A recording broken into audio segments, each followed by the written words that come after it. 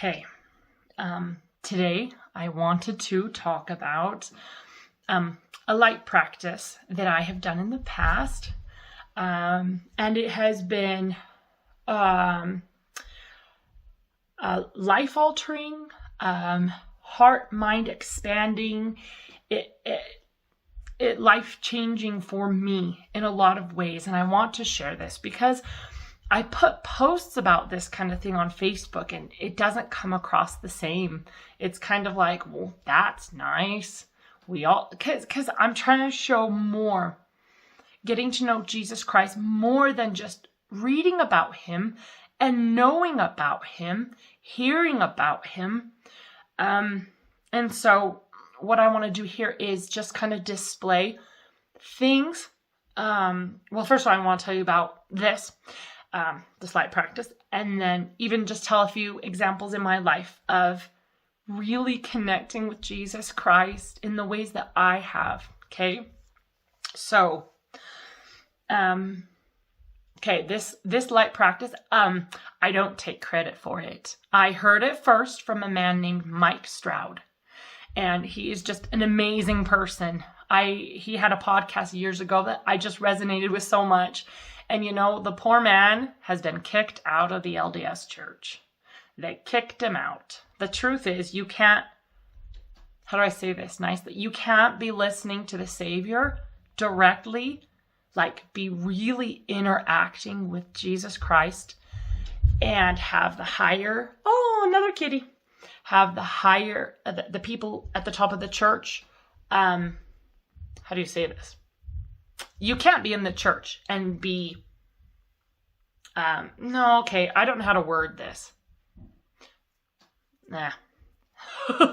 He got kicked out.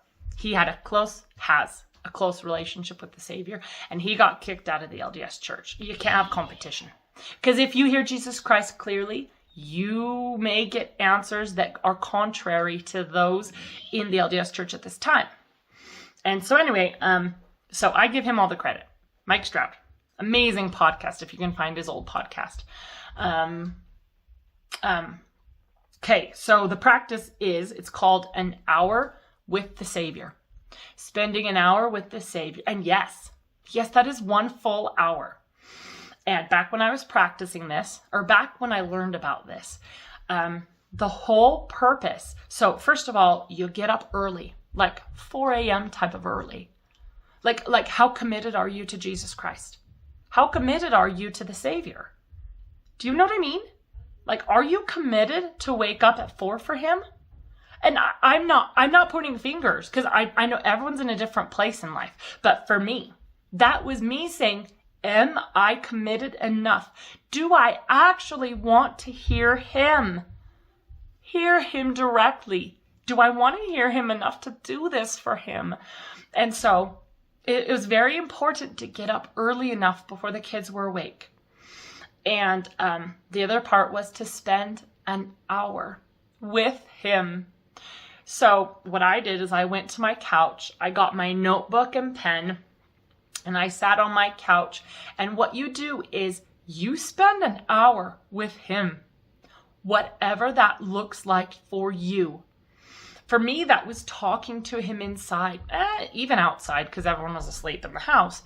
So for me, that was like, Jesus, are you here? Can you hear me?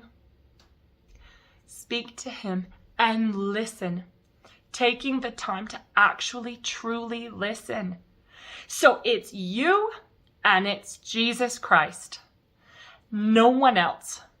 Do you see what I mean? Do you see how beautiful this space can be for someone that truly does it? And so I had some amazing experiences where, guys, I know this is going to sound weird, but I want to say this more because there is more than just kind of knowing about Jesus. Guys, I have heard and hear Jesus Christ within. And I mean his voice. Jesus can speak to us. He will speak to us as clear as day. I will also add here that I've done a lot of healing, a lot of clearing. I have videos on my dry fasts that I've done, my extended fasting. I've done a lot of work to get where I am now. But this practice was instrumental in my commitment to Jesus Christ.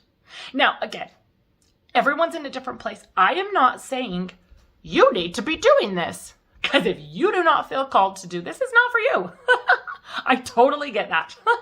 I know a lot of people, it's not for them for now, and that's okay. I'm just simply telling you, guys, I have, let's see, that's it. That's it.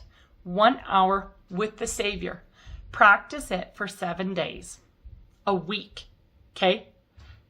Or 3 days. That's kind of long for some people. Like, you want me to get up for I know, but how much do you want to know him? Like, really know him? How much do you want to hear him? You guys, okay, let me share a couple of just beautiful moments I've had with Jesus, okay? Just kind of to illustrate, because I want this to be more tangible than follow the Savior directly. Because it's easy to say that phrase, but not know you're hearing him, not know if he's kind of guiding you. Do you know what I mean? And so I want to share a few of ways Jesus has come to me in different ways. Let's see. Well, there's so many different things. Which one should I? There was this one time I was rocking my little boy, and oh guys, I was rocking my little boy in the rocking chair. I don't even know I can get through this. I am not an emotional person. I promise you this. I was rocking my little boy in the rocking chair in his bedroom where the crib was. And I had put him down in the crib. I had a picture of the Savior on the wall. Okay. And I was talking to his picture. I was talking to him. Okay. And I know it was the picture, but he was there. And I said, okay, well, it's going to sound weird, but it's okay. So I said, Jesus, can I touch your hand? Can I feel you? Can I know you're here? Can I have something more tangible? Guys, me staring at the picture of Jesus. Do you want to know what I saw? Behind Jesus in the picture, rays of light. Super bright rays of light were coming out of this picture. I don't know how to explain it. It's like Jesus was coming out of the photo and super bright. It started like glowing like crazy, okay? And just rays shooting out from behind him. And I'm sitting there going like, because this is me going, is he gonna come out of the picture? Because I started to have a little bit of fear, like, do you know what I mean? Anyway, but I sat with this. I've had this happen a couple times before, actually. But this particular time, it was so bright. And I was just like in tears, you guys, my bosom on fire. Okay. And so this is like a really powerful experience. And I said, can I hold your hand? And so, guys, I closed my eyes and he put his hand in my hand. Jesus, I held his hand and I just sat there and I was like, I know, it's so funny because saying it in this video, it doesn't even give a partial credit to what happened in this moment. Let me just say, it was amazing. It was miraculous. It was powerful. I knew in that moment and other moments I've had that he lives. He really does. And he actually is there for every single one of us. Every single one that does want to have a relationship with Jesus Christ. He is there. Truly there. So it moves from kind of this vague follow Jesus Christ to it, like the even levels of you could say there's levels of hearing more and more and more. And sometimes we have blocks keeping us from really hearing him. But there is a point you can get to where you hear him, his voice, so clear inside you. Hear him. Actually hearing him. Him. Not people that say they're following him. Him, like Jesus. Let me give you another. There's another. Which one should I pick? You know what? That's all. I can feel that's all. I'm not going to share any at this particular moment. But an hour with the Savior. Summing this up. If you want to hear Jesus more clearly, I would give him the time. Give him the time and energy. Because in a religion, very often religions keep you busy. They keep you busy with the things they kind of want you to do. So in my old religion, it was, well, this and that and this. There are all these checkoffs and you need to be busy doing this, busy doing that. I never had time to spend with Jesus, actual Jesus, and actually hear him. Okay? And so showing up for the Savior and saying, you know what? I love you. I've believed in you, Jesus, my whole life. I'm going to give you an entire hour on my couch. Please come. And then, of course, like I say, make it fit for you. It doesn't have to be 4 a.m. I know. You can make this fit and work for you. Go with your guidance. Go with your promptings. Like maybe it's in the evenings that works best. And maybe 30 minutes fits your schedule. Go with what you feel good with, okay? But making time for him, to hear him, to push all the voices out. Even set your scriptures aside. Some people like to have the scriptures nearby. Great, he can speak through the scriptures.